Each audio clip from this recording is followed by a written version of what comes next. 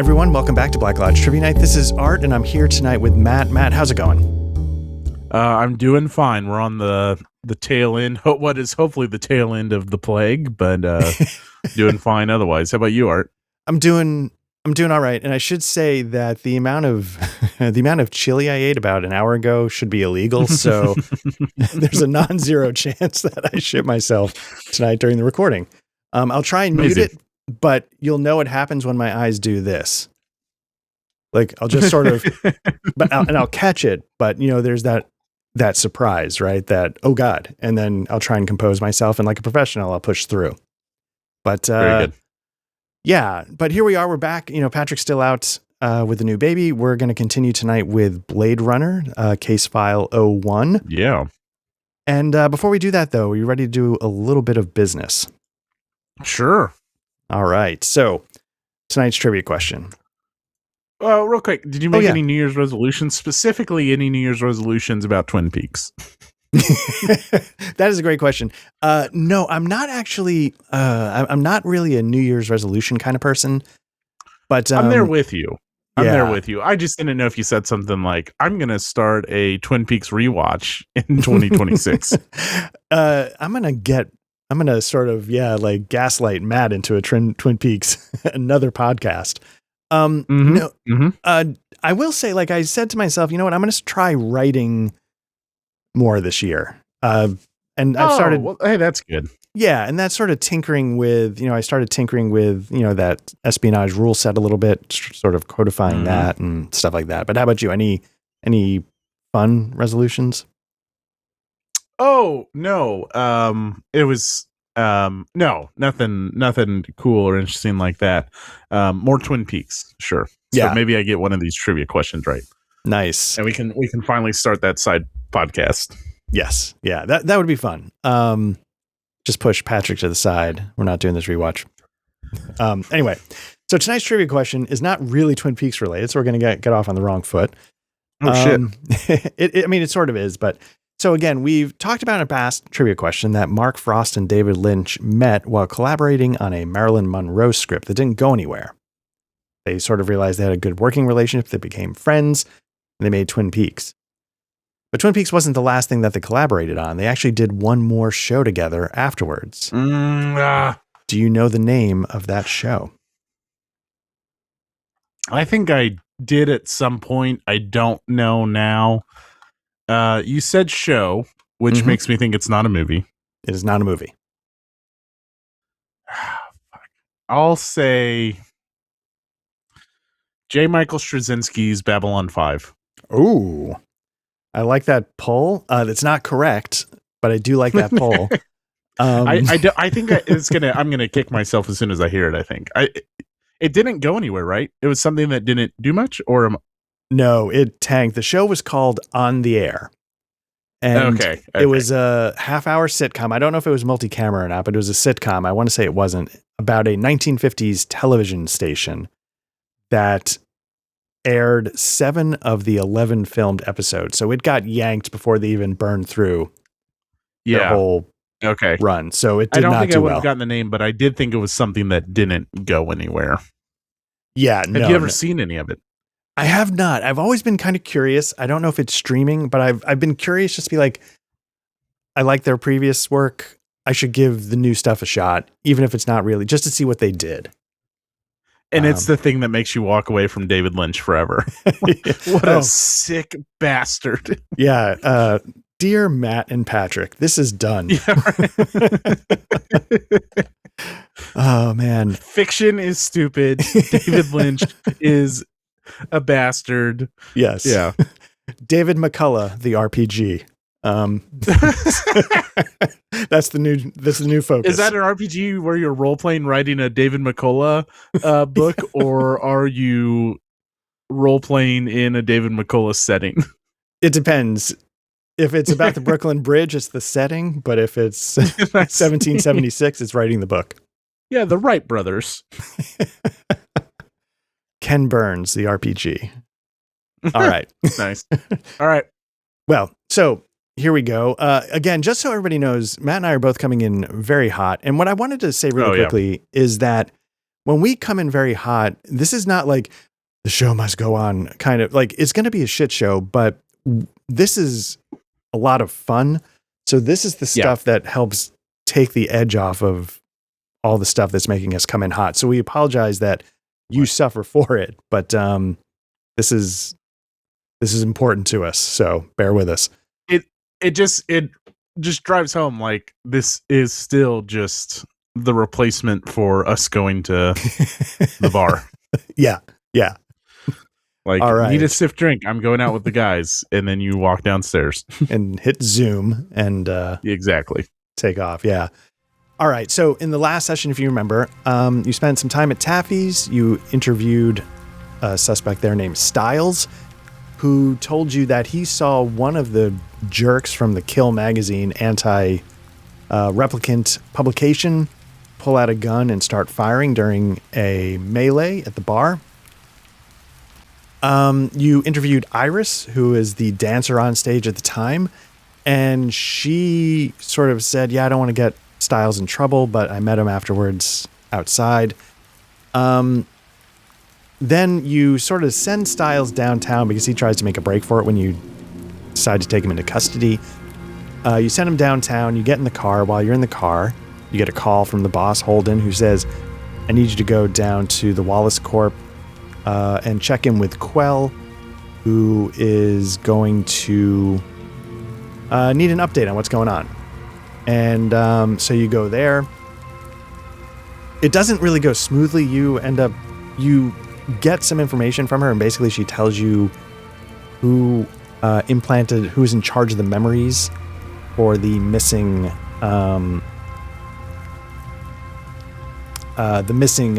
Nexus 9, Leah. Okay. And that's basically all you got out of her. And then as you're leaving, you're with your partner Fenna, who is a Nexus 9 replicant, and Quell asked, who was acting a little funny, if I remember right. She was sort of uncertain. She was uncomfortable in Quell's presence, and Quell kept trying to engage with her, and you kept trying to cut it off. And then as you were leaving, she said, oh, by the way, Fenna, did you ever track down that stranger you met on the balcony? And Fenna just went white. And that's when we cut out. So it's the second shift of the day. You've done the morning and the afternoon. The morning was at the club. Afternoon was checking in at Wallace. And so it's the third shift of the day. What would you like to do? Oh, sorry. Yeah, I think I'll first... One other thing. Before you left the club, Fenna said she'd pulled the slug out of the mirror, and it was a large caliber. She's like, look, can't say for certain, but this size caliber is often a Blade Runner gun. So. Yeah. Well, first, we'll get in the spinner, right? That's my car. Mm-hmm. And you want to talk about the balcony, or are we just gonna let that one lie? Yeah. So Fenna looks at you, and she, she's still visibly shaken, and she's like, yeah, sure. Like, she's like, just a few weeks ago, it's at a party. It's in this lavish penthouse, and it was overlooking the fashion district, and there was this stranger, like, and she's sort of self-aware enough to appreciate that she's like a doxy that's meant to be a little bit of like a honey trap if need be. Like, she's built to be physically attractive. Okay. And she's like, and there's just something about him, and I don't know what it was. And I usually... I don't know how to describe it. I was just overwhelmed by something that I don't know what it is, and I wasn't meant to experience. And I don't know how to get that feeling again, but I want to. And how did they know about that? And she looks at you and she's like, I don't know, and now I don't know if that was real. And that's what... How long ago did this happen? She's like, in my mind, it was just a few weeks ago. Huh. You have memories before this stranger on a balcony. And she stops for a minute and she's like, yeah. But you would expect to like, yeah, I mean, of course I do. But it wasn't that. It was like, yes. She's like, almost like she's sorting, like, is this first? Is that first? Ooh, I just punched my mic. She's like, yeah, yeah. But you okay, Finna? And she's like, yeah, I think it would be okay, but that's, I hadn't told anybody that because I wasn't sure what it meant. I didn't know if I was going to have to go get like reprogrammed like Leah, or readjusted. And I don't know how she would know that. And now I don't know what that means. He looks at her puzzled. And I look at you puzzled. Above table. Okay. Well, look, if you want to talk about it, but if you want to, I don't know how I can be of much help here. That'd probably make me a little bit uneasy as well if. Yeah. And she looks at you and she's like, look, no, I'm good. I'm good. Let's, where do you think we should head to next, boss? Where, we've got Styles back at the station. Is there somewhere you want to go aside from that and let him cool his heels for a bit? Styles can sweat. So Styles lied to protect replicants because he's got some kind of fetish for them. We at least know, he'll say like, we at least know that. We know that some kind of high caliber Blade Runner weapon was used, probably more than what those fuckwads at the magazine would be able to get their hands on. Leah's still missing. I tell you what, is there anything in the files? Does anyone do above table? Because obviously he would know. Do replicants have like their own apartments? Yes. Okay. Why don't we? What do you say we go by Leah, and if this would be 2 shifts, that'd be fine. Oh shit! What's the dead replicant's name? I've got Leah's name written down here. Yeah, it's like it starts with an S. Sandor.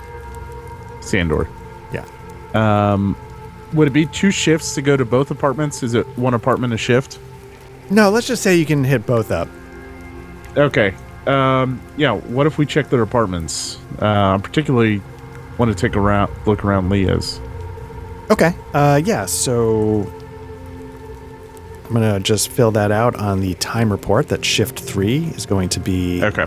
And I need to kind of rest. I mean, I don't have to rest on shift 4, but eventually there's going to start being consequences if I don't eventually get some sleep, right? Correct. Yeah. So for the listeners and for the viewers, you can do 3 shifts of work. You are supposed to decompress in some way on the 4th shift. If you don't, you take stress, or I guess resolve damage, or stress, but you can do it. You can push through, or you take that 4th shift, and there's a specific term for it, and there's a couple tables we can roll, blah, blah, blah. But yeah, so you head to, do you have a preference of whose apartment first? Do you care?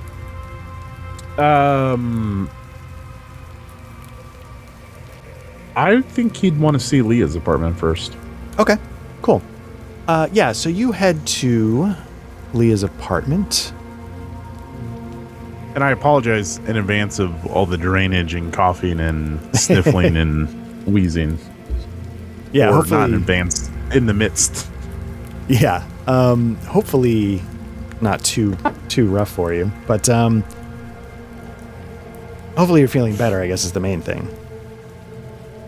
I am, thank you. Yeah, okay. So you head to Leah's apartment, and she lives in a small studio apartment in Sector 5. It's not too far from the LAPD HQ. I was about to say, they make a reference here, but you wouldn't know that reference, so I'll skip over that. Yeah, so her address is in the data file. You pull it up, and when you get there, the elevator is out of order, and you see off to the side filthy stairwell covered in graffiti. Okay, I don't have token vision. Oh, that's because I'm terrible at my job. So let me just quickly do that, and let me get Fenna on here as well.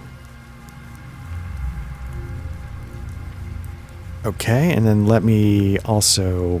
I need to go through... I've said this before, and just turn off token vision, turn off fog exploration.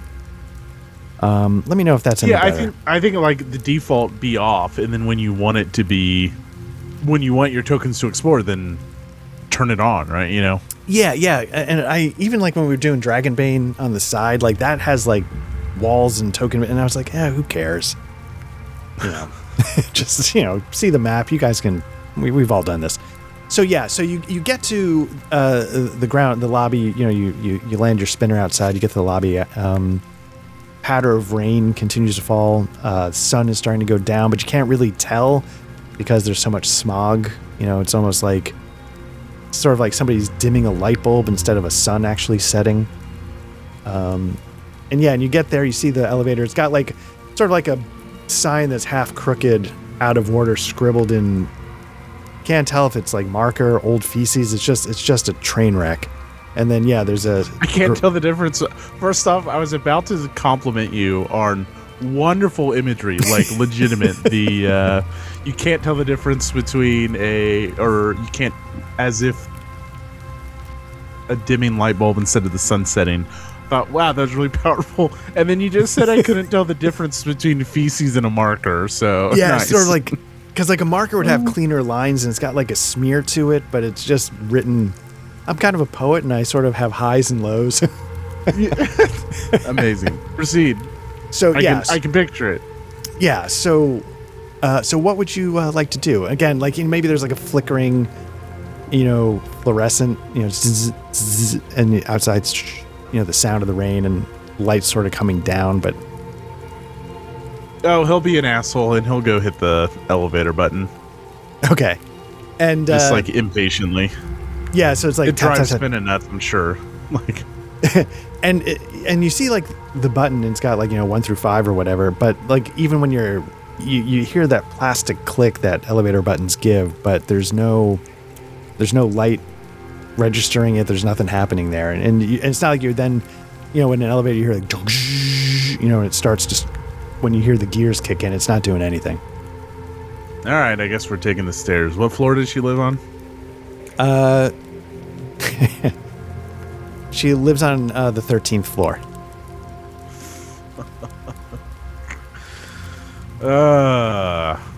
Maybe we can go up the other building and jump across onto her patio. What do you think, Fenna? I would rather fall through the cracks and die. All right. Yeah. Well. Fenna is like, you up for this, boss? And she sort of cracks a smile because, again, she knows it's a little bit of cheating, that she's a replicant, and she's not going to stress this at all. And she knows you hit the noodles pretty hard, and maybe the scotch too. So she's kind of looking forward to watching. And the cigarettes and the yeah. So she's got a little, you know, she's gonna enjoy, you know, the sweatiness that's about to. Why don't you lead the way, and I'll make sure I keep up. All right. So she, you know, she takes the lead. And,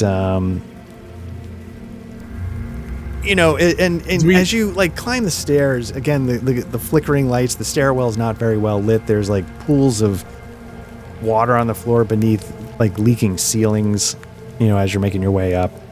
And, you know, but it's not, you know, so it's definitely not luxurious living, you know, and she eventually gets to the 13th floor.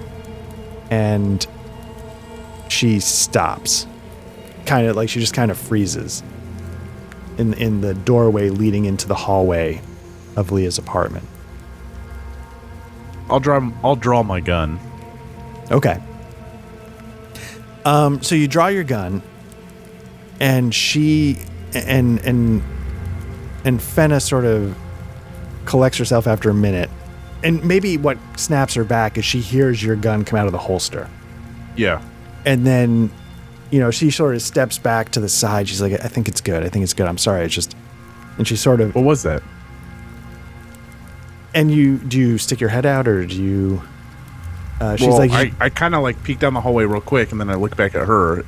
Yeah. What was that? And then I'll look back to the hallway to see if I see anything. Yeah. So you look in the hall and you see, Leah's door, and it's got like a flickering light right above it. So it's like, and you can sort of see the number on her door, but spray painted in huge letters, not that different than the handwriting on the out of order sign down below, is just the word skin job.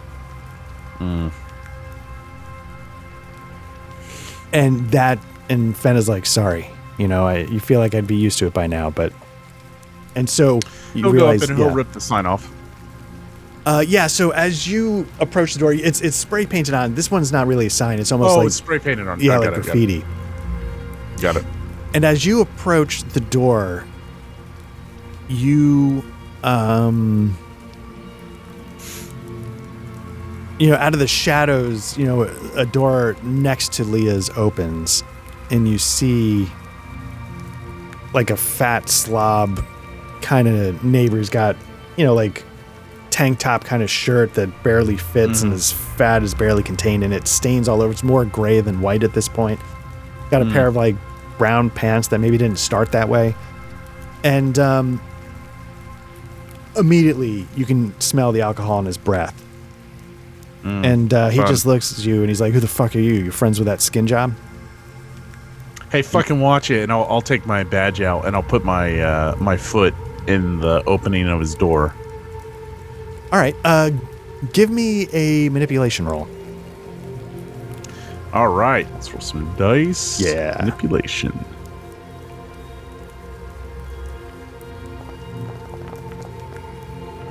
Nice. All right. So you get one success. Did you want to push that for any reason, or are you good with that? No. Nope. Okay, cool. So yeah, you and what are you doing with is your gun still out? You drew it when you got to the door. No, I think once we saw it, I holstered it. Okay. Now right. I have my badge out. Got it. So you got your badge. He's like, whoa, what the fuck? Are you like, like what? Are you on the side of skin jobs? Like what? I'm just saying, like, I'm just asking. What are you talking about? What's up? You the artist? You the local artist? And he kind of looks at you and he's like, I don't know. I just have a couple questions on like your medium and the supplies you use. So do you always use marker or sometimes do you paint with your own shit? And again, he's sort of confused. He's like, I thought there was some poetry to the light bulb, but yeah, now that you know. Yeah, he sort of looks at you kind of confused. He's like, what? No, I just spray paint. And then he stops, realizing he just... Oh. Yeah. Skin job. So you didn't like your neighbor? Look, I didn't know my neighbor. I just knew she was a fucking skin job. Yeah? Yeah, you don't like skin jobs? And he's not sure. He's sort of looking at... How's Fenna responding to this? Is she able to keep her cool, or should we roll something? What would you like to do? Why don't we roll something? I was going to say maybe she's trying to keep her cool. Like she's posted up next to the door, like annoyed that we're wasting time with this guy. But not doing anything to reveal that she's a replicant. Yeah, so let's, I'll make it like an insight roll. I don't know if that's the right thing to do, but let's call it that. Okay. And she's going to definitely more than keep her cool. Is there anything you want her to do because she got a bonus success? She's extra cool. Yeah. She pulls out a cigarette. Nice. And you said she's a little bit of a honeypot. Yeah. Yeah, so like she strikes up a pose, like, the heel comes up on the wall, so her knees jutting out, and she pulls out a cigarette. Nice. Yeah, so I'll keep pressing him. Like, skin jobs, you must have really hated your neighbor, man. She must have really got under your skin. Look, man, like I said, like, I don't want any trouble with the cops. I didn't talk to her. I just knew she was a skin job, man. That's all. And you know what? Knew? Did something happen to her? I don't know. I just, I just knew she was a skin job. So yeah, and you wanted to put a label on her door. When did you do that? And he's like, I don't know, maybe last night. I don't know. This morning, he's like, I don't really know what time it is. Why'd you do it? And he's like, man, like, am I the only one here that lost somebody to a Nexus 8? Well, she was a Nexus. She's a repurposed Nexus 8. No, above the table, she's a Nexus 9. She's the newer Nexus 9. Okay, yeah, okay. The Nexus 9s and the Nexus 9s were authorized to hunt down Nexus 8s. Yeah, because Nexus 8s had a bad go of it, and okay, yeah, got blamed for some stuff. Mind if I come in and take a look? And he's like, well, I don't, and he's sort of, okay, yeah, you just go right by him. I'll just keep trying to push the door open. We obviously did not see this guy on the film footage, right? No, definitely not. Yeah. Yeah. When's the last time you saw Leah? Or no. I'll say, when's the last time you saw your neighbor? And he's like, look, like I try to make it a point not to see her. I haven't heard her in a couple days.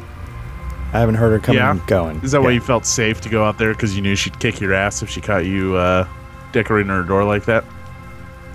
And he sort of, you're above the table 100% right. But he just sort of like looks down at the floor and he's like, I'm going to have a cigarette. You need a cigarette? You want to bum a cigarette? No, I don't. I just kind of like look at him with disgust. Like the no is after I looked at him, you know, but it was very obvious. What's your name? My name is Obnoxious Neighbor. No, my name is Park.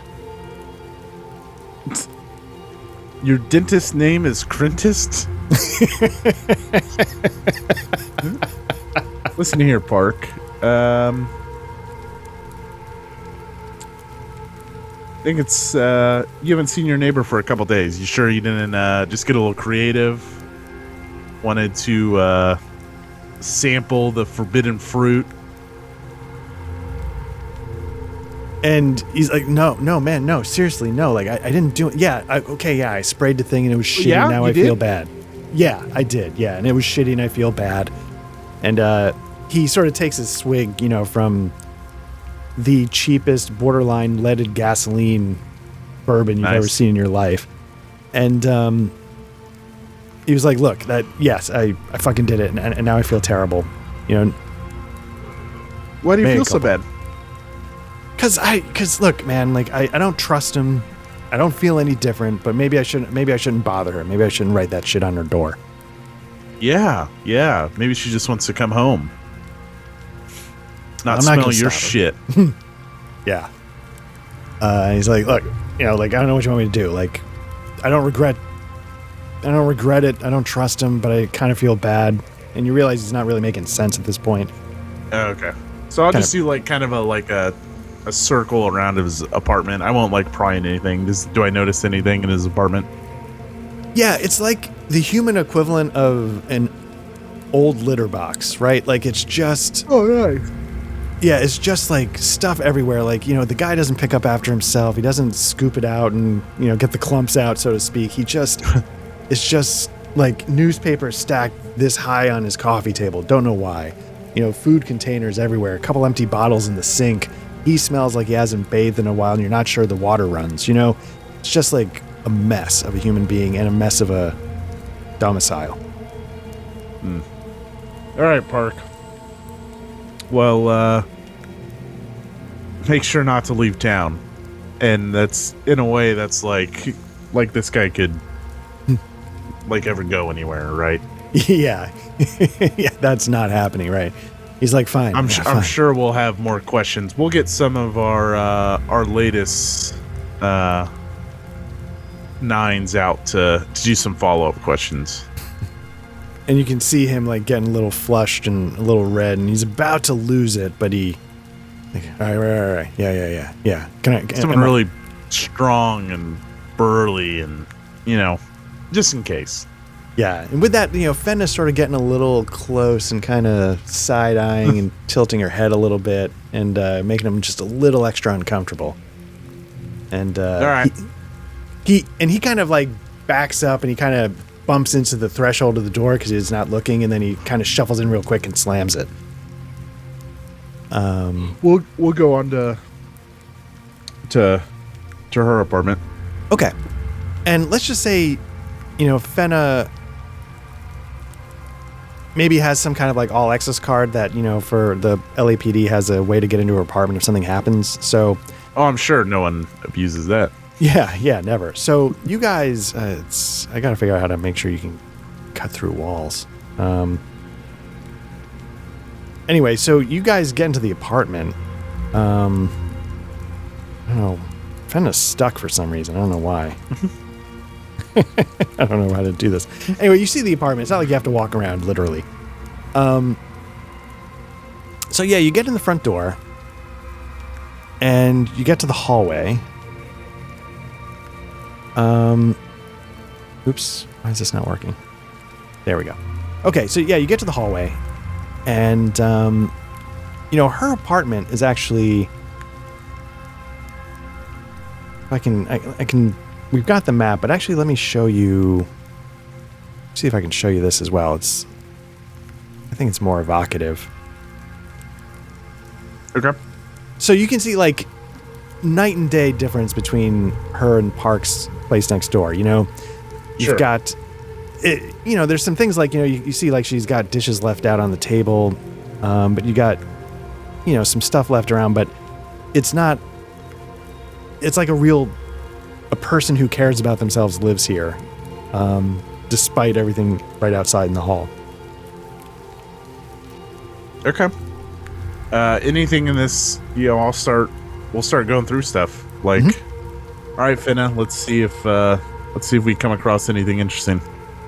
Yeah, and so Fenna, you start walking around, and is there anything in particular you would like to start with? You sort of see, like, you got if you're looking at the picture, you got the food left on the table, you got an open book, you've got a picture what's on the her. book? Are the books interesting at all? Yeah, so the book that's open, it's a collection of poems by William Blake. And the book is open to a pretty famous poem called The Tyger. Now, if I can bring this in real quick, I will show it to you. Let me make sure if you see that. Yep. And the poem reads, Tyger, Tyger, burning bright in the forests of the night, what immortal hand or eye could frame the fearful symmetry? In what distant deeps or skies burnt the fire of thine eyes? On what wings dare he aspire? What the hand dare seize the fire? And what shoulder and what art could twist the sinews of thy heart, and what thy heart began to beat? Oh, when thy heart began to beat, what dread hand and what dread feet? What the hammer, what the chain? In what furnace was thy brain? What the anvil, what the dread grasp? Dare its deadly terrors clasp? When the stars threw down their spears and watered heaven with their tears, did he smile his work to see? Did he who made the lamb make thee? Tyger, Tyger, burning bright in the forest of the night, what immortal hand or eye dare frame thy fearful symmetry? Ah. I just want to say, to William Blake's credit, I find it really interesting that the only word that doesn't precisely rhyme is the word symmetry. Like, all the one word that doesn't have symmetry with the rest of the words is the word symmetry. Wild. Anyway, not important, but unless you're like Scottish or Irish with a thick accent, maybe there's a way to make I and symmetry rhyme. Yeah. But anyway, so yeah, yes. Interesting. So yeah, it's open to that poem. I'll raise an eyebrow at it, and I won't show it to Finna quite yet. I said, much of a William Blake fan? And she's like, what? And then she's sort of like... I'll toss her. Yeah. I'll toss her the book. And she looks at it, and she's like, okay. And she sort of reads it a little bit. And she's like, man, you know, I don't want to say this is what Leah's thinking, but I can tell you, like, there's some lines here that ring a little true. Yeah? Yeah.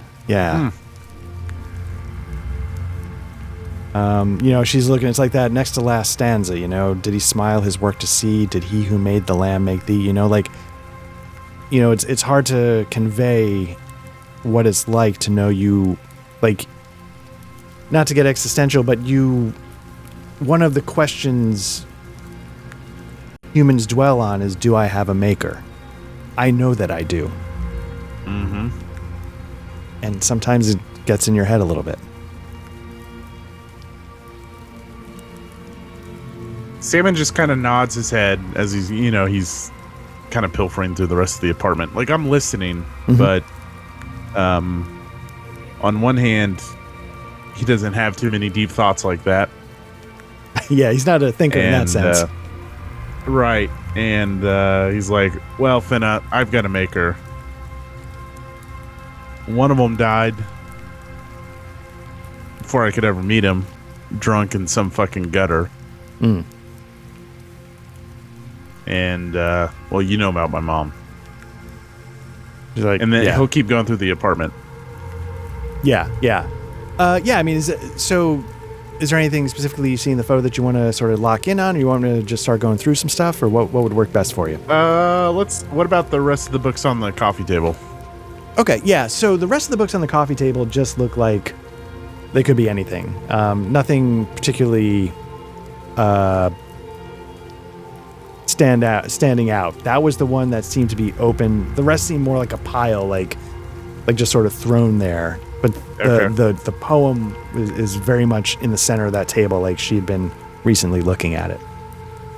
How many do all the scattered plates and takeout dishes and stuff look like they're for one person?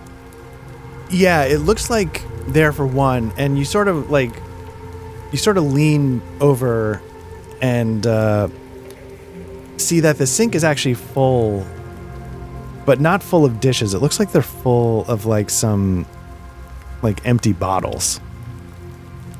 Okay.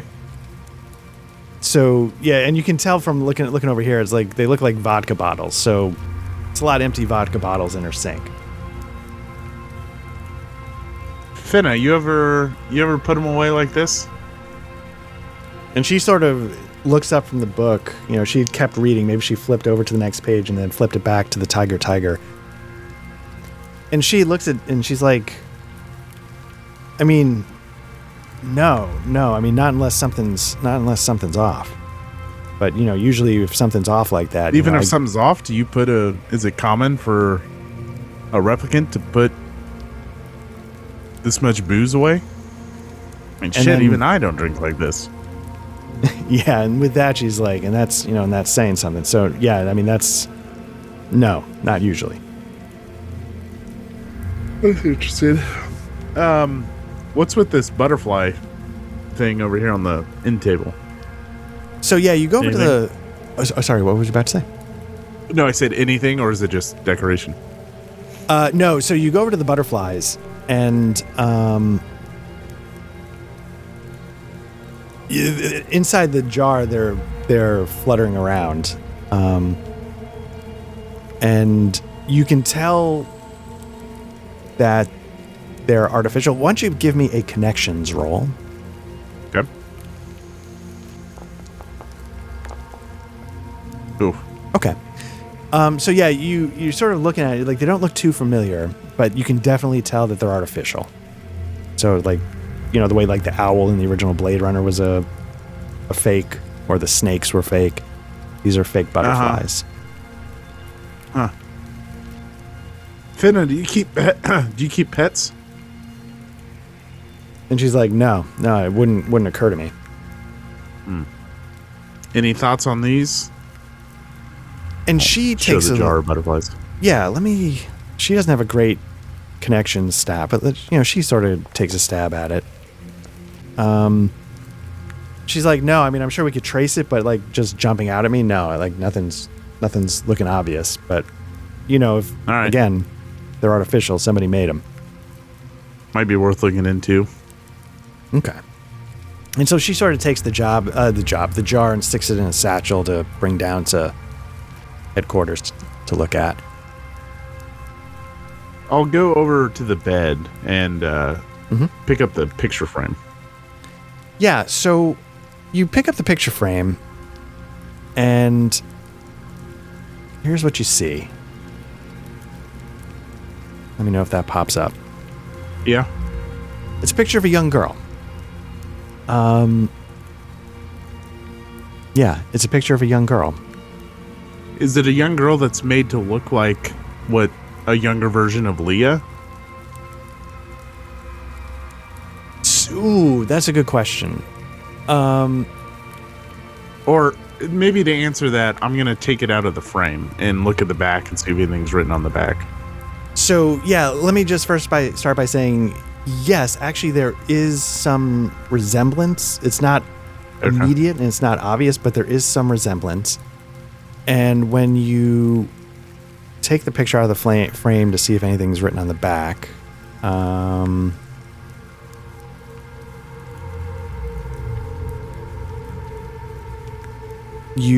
where is it?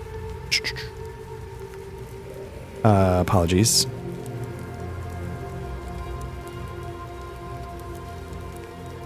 I thought there was something written on the back.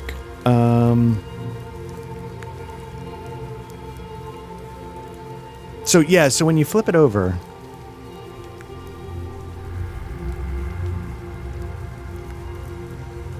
there's something. Sorry, yes, there's supposed to be something on the back. I think what you see is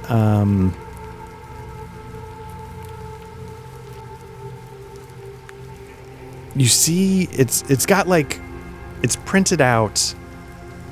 It's sort of hard to describe. You know, like sometimes like with for the young people out there, there used to be these machines called fax machines, and like sometimes like when you print out a fax, it might list the number of your fax machine on it, sort of as a little bit of a receipt of where it's from. So what you're seeing is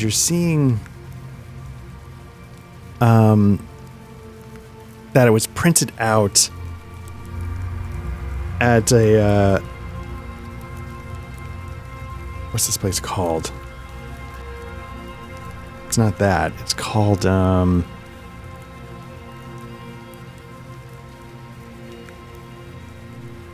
So yeah, you see where it was printed out, and I apologize again. I mentioned in the beginning we're coming in hot, and there's a place where, okay, yeah, sorry, and it sort of says like Doc Badger's pawn shop.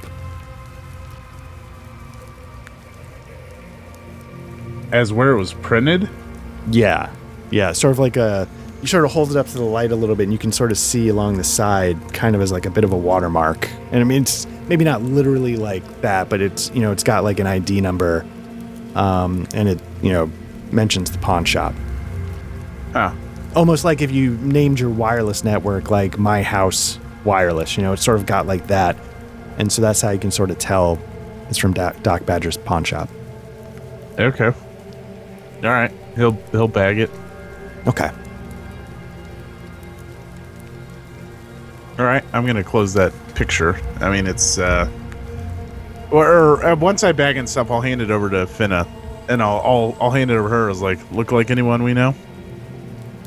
And yeah, she's looking at it, and she's like, there's a little bit of resemblance to Leah, but obviously she doesn't have a kid, so I'm not sure what's going on with this. All right, I'm gonna keep poking around. Does anything else jump out at me? Yeah, so, sorry, yeah, it says right here, if the characters take the bedside photo out of the frame, they can see a stamp with the name Doc Badger on the back. Yeah, so I was making that up because I couldn't figure it out, but it's right there. So, yeah. Yeah, so give me a connections roll real quick. Okay. Nice. Okay.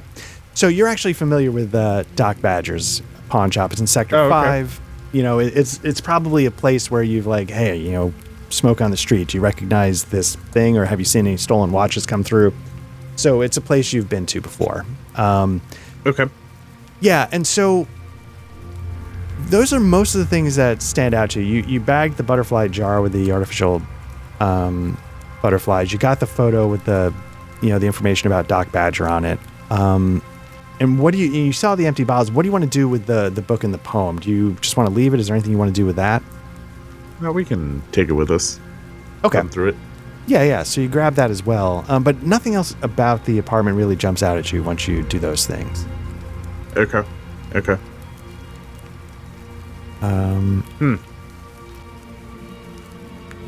So what, Finna? Leah starts questioning whether the meaning of her maker, and starts pounding vodka that's not going to have any effect on her when she knows she's a replicant. I don't know. Does it have any effect on you? He's like, well, I mean, yeah, it can, but not like you lightweights. Huh. It can take a lot.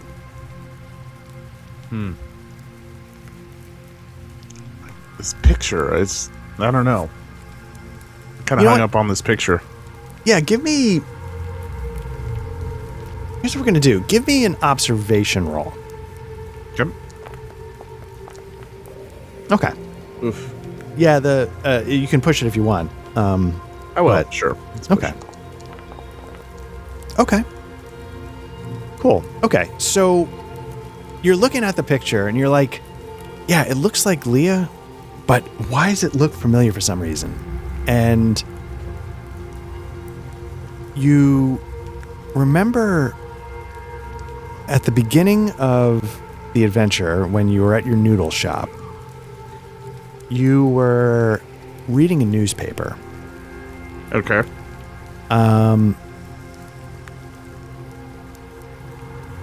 And let me see if I can find it.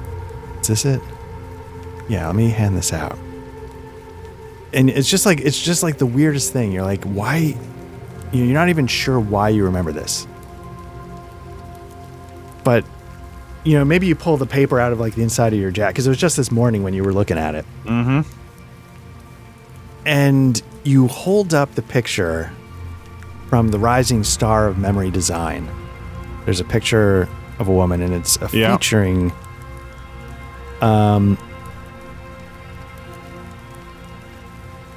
and you can see that it's... I'm trying to make it big on my... I was trying to do the same thing too, but then I accidentally closed it. Oh, let me show it to you again. You can show it again. Yeah, so... And you can see that it's a little bit of a feature of someone named Lilith Tyrell, and you realize that's like the Tyrell Memory Company is who Quell told you. Oh, yeah, and I wrote that down. Lilith. I wrote down Lilith Memory. Yeah. So Lilith Tyrell, and of course, you obviously recognize, in game you would recognize the name Tyrell. Above table, of course, that's Tyrell Corporation from the first Blade Runner. Gets his eyeballs pushed in. And so there's like a little bit of an expose on Lilith Tyrell, and you're looking at the picture of the girl, and you're like, and Fenna sort of like leans over your shoulder a little bit, and she's like, yeah, I kind of see it. And they both look like Leah? Now that you've never really looked at Lilith Tyrell right now, but if you had to call it, you're like, I could see that, yeah. Like, does Leah look like a young Lilith? Maybe not 1-to-1, but she doesn't, not look like... Here, I'll show you... Whoops. Let me see if I can figure out how to do this. Let me see. I'll bring up her thing, and I'll show it to you real quick.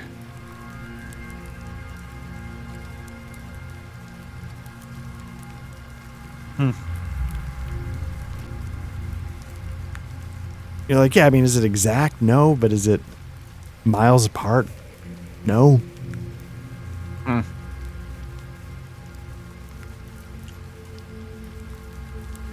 Okay. I start to fold up the paper, and then the bottom catches my eye as well. I say, get a load of this. And I show her the, what's that, the Aurelian? Mm-hmm. I don't know. Yeah. What do you think of those butterflies? And I'll show her the butterfly picture. And then she pulls like the jar out of her satchel, and she's like, honestly, not that different. Could be a place to start. Yeah. Interesting. All right. This is starting to make me a little unsettled. Let's go take a look at Sandor's apartment and see what we can uncover. Okay.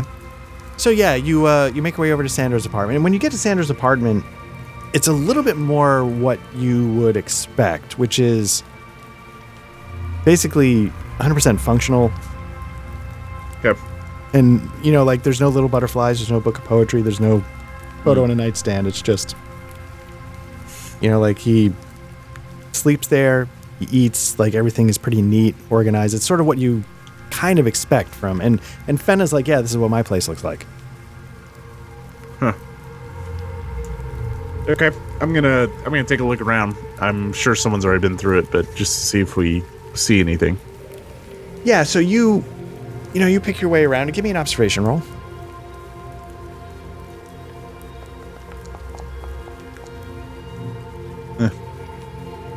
Okay. And again, you're welcome to push it if you want, but if not, that's okay. No, that's all right. Okay, and let's say that, you know, he's got, you know, like a personal data pad or something, and you sort of unlock it. And Okay. he's keeping notes on, you know, sort of potential Nexus 8 activity, which is kind of his job, right? So it's not unusual. Sure. And you can sort of see, like, he's got some scribblings. He's, you know, hearing rumors, and, you know, he's like, you know, and sort of like the last entry is, you know, let's go to Taffy's and,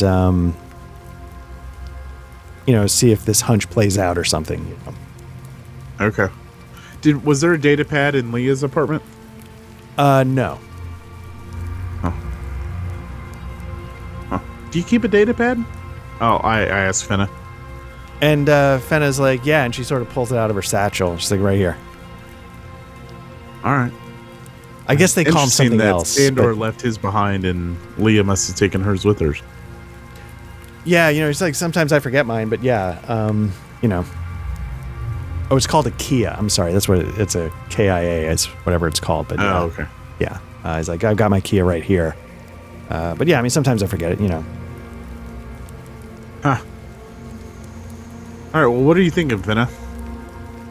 Well, you know, and she sort of looks outside, and again, that dimming light bulb is just about completely dim. And she's like, well, you know, I'm good to push through, but if you want to call it, we can pick it up in the mornings. What do you want to do? No. I'm sure I'd be fine to push through, but I'm sure this is going to turn into a bigger mess. I want to grab sleep while we can. Okay. So she's like, yeah, why don't we do this? You know, you drop me back off at LAPD HQ, and, yeah, let's pick this up. All right. Cool. All right, so then you, gonna, you know, so yeah, you run her back to LAPD HQ. Styles is still there. You want to keep letting him cool? Yeah, he can. Do I have time to talk to him?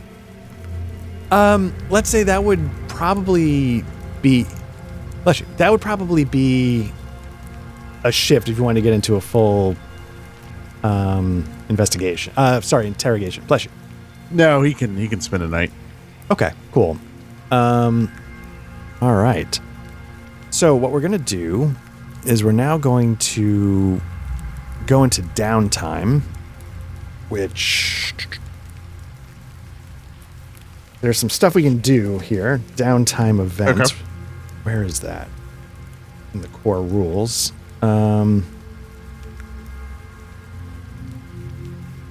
So yeah, downtime. Bless you. So the first question is, for each shift of downtime, roll a d8 for each player on the table to the right, or choose one you feel is appropriate. So here's what we're going to do. I'm going to bring up the tables, and I'll show them to you, and you can either roll or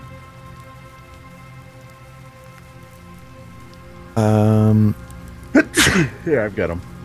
You got them. Okay, so the question is, do you want to Yeah. go home? Do you want to hit the streets and go to a bar? What is it you'd like to do? Ooh. So you don't have to go home. You let's- just have to decompress somehow. Yeah, let's go to. Let's go to my little favorite little neon Tokyo jazz bar, Okay. and with the intent that I'll go home after that at some point. Nice. All right.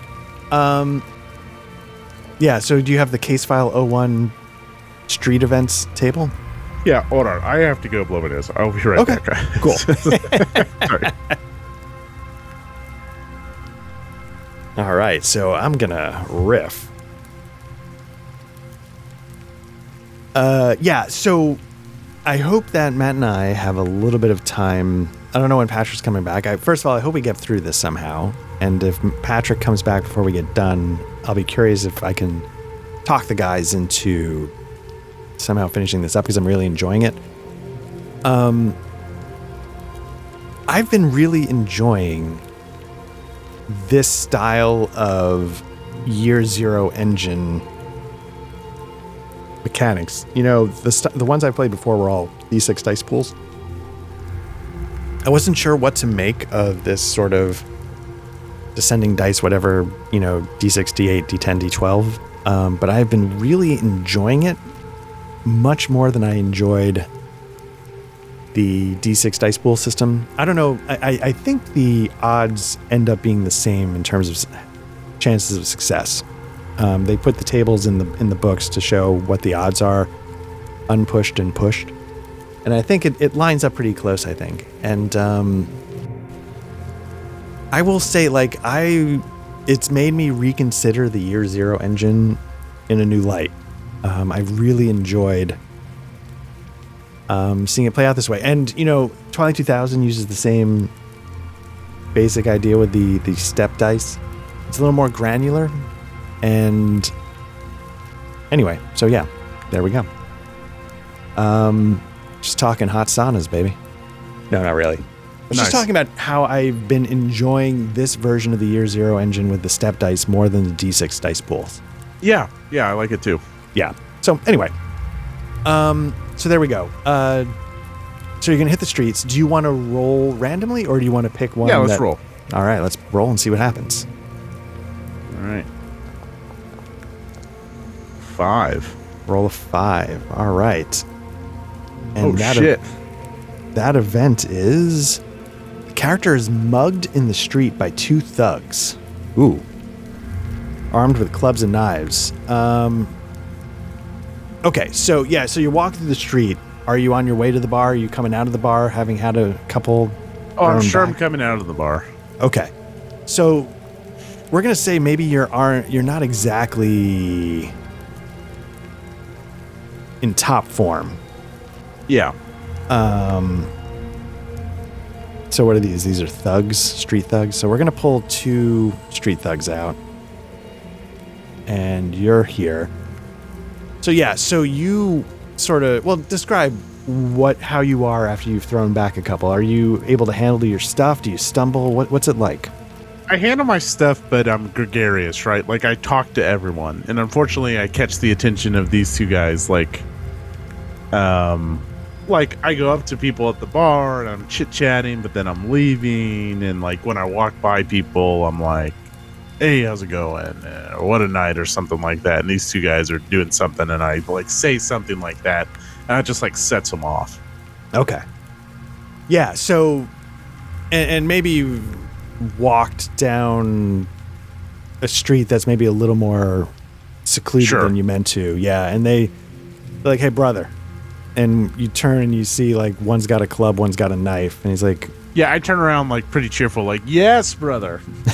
Yeah.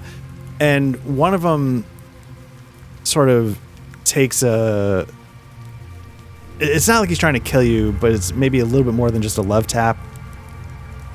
He's trying to, so what we're going to do is I'm going to start a combat encounter. Oh, shit. And again, like, he's not trying to kill you. He's just trying to get your attention. So he swings at you with the he swings at you with his club, and sort of connects. And we won't make it do like any damage because it's almost like he gave you a hard poke. Okay. He's like, how about you pay up, brother? Now, fellas, wait, no, brother, listen here. It's all good. It's all good. And he's like, yeah. How about you show us what you got and maybe you hand something over? Look, how about we just keep moving, pretend like this never happened. I go home. I need to get some sleep. You boys clearly need to go home. This won't be a problem for anyone. All right. And then I like open up my jacket and like in The Killing, I have like my badge on a chain, like a big necklace badge. And that, of course, then like you can see my 357 on my hip. I don't draw it, but like I'm just like, I'll just go home, and then like I pop the like snap buttons on my Cyberpunk Carhartt.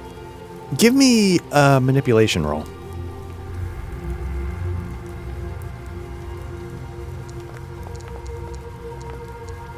Okay. I'll push this if I can. Sure. Oh, nice. Okay, so you very much succeed. Yeah, so when you sort of reveal the badge, one of them kind of cracks a smile like, you offered me that chain, brother, and then the jacket keeps opening up. This chain? And then I hold it up, like the minute, like I'm playing down like this, and I hold it up, it's like the badge facing out, and it's like, now fellas, and I put my hand on my hip as I'm saying now fellas, and instead of my hip, my hand then goes to rest on the butt of my 357. Like, come on, this isn't gonna end well for any of us, I promise you. Right.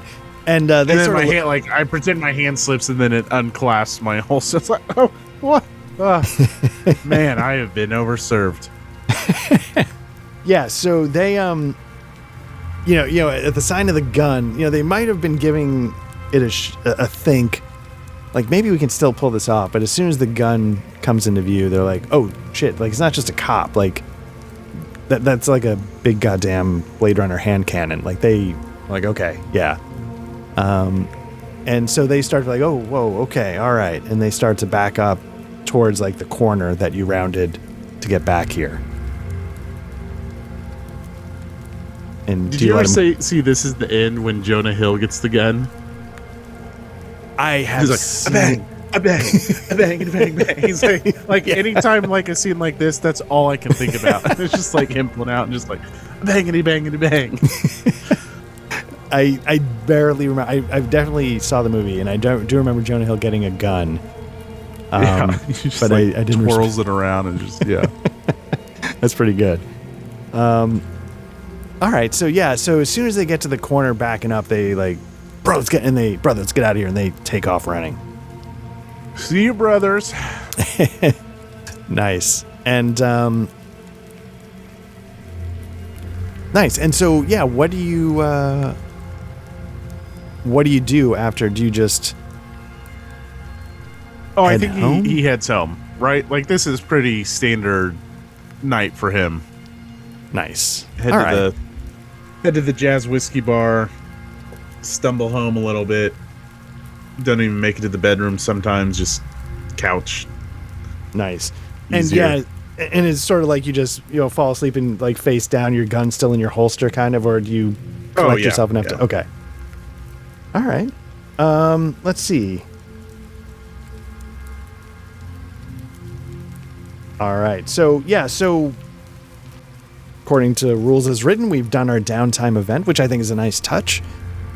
And what we're going to do is we will fade to black there.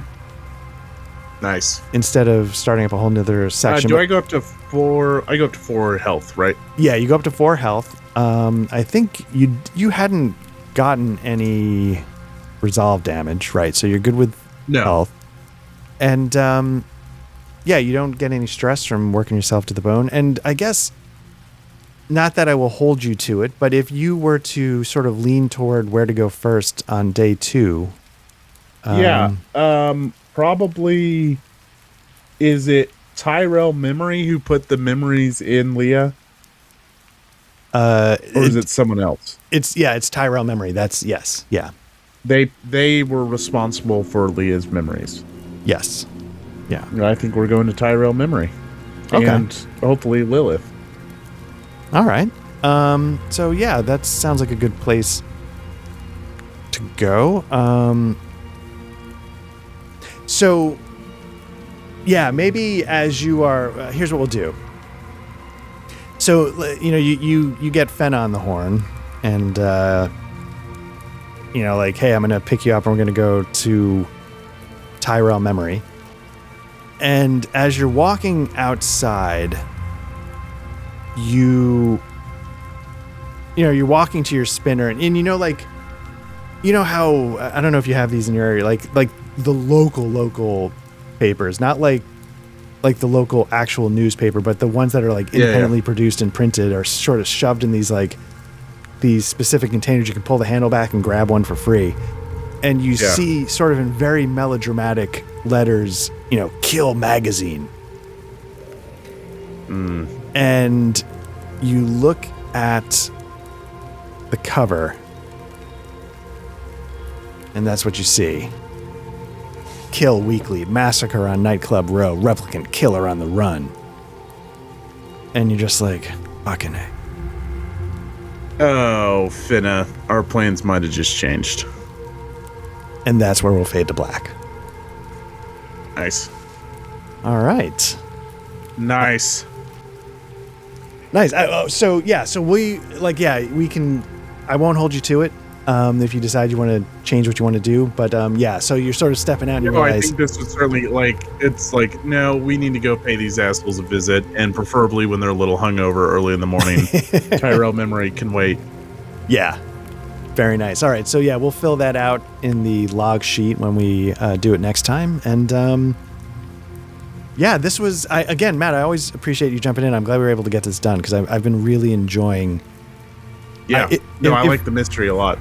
Yeah, and what I'll say is this, I know when we were getting this started, I was saying, I would really like to talk about this after we're done. Or I don't know if there's going to be time or we could compare it to Cyberpunk Red, but if I didn't say before, I was a little on the fence about Blade Runner the first time I cracked the book open, and playing it, like I was saying earlier, I enjoy the step dice system or the dice pool, and playing it, I've been really won over. Nice. So, it's good. Yeah. So I still think we need to spend some time, and I'm sure there will be a time when what are we going to do this week? Yeah. And we can, because I think as a whole, I'll save it. Yeah. Hopefully we can get into it. Yeah. So anyway, very good. Thank you, Art. Yeah. No, thank you, Matt, and everybody watching. Thank you for checking this out. I say it every time, but we mean it every time. We really appreciate everybody who checks these things out and takes a look. If you're watching this on YouTube, you've already found our channel, so thank you. Like and subscribe if this is your thing. We also have discussion podcasts, Bookhouse Boys, where we talk about RPG books. We have topic discussions, Damn Fine Coffee. Matt and I talk about Souls, Bonfire Walk With Me. So there's all this different stuff. If you want to check it out, it should be here on the channel. There's also audio versions of a lot of this. If you search for MacLeod Trivia Night wherever you get your podcast, we should show up. We've got a Discord if you want to jump in and chat about all this stuff. We're always happy to have people out there come and jump in and talk it up. So thanks again to everybody. We really appreciate it. And Matt, thank you again. I hope you have a good night. Everybody, take care. Thanks again. All right. Thank you. Good night.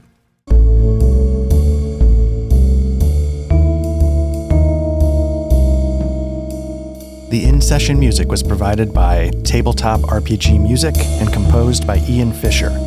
You can find the Patreon at www.patreon.com/tabletop RPG music. That's all one word.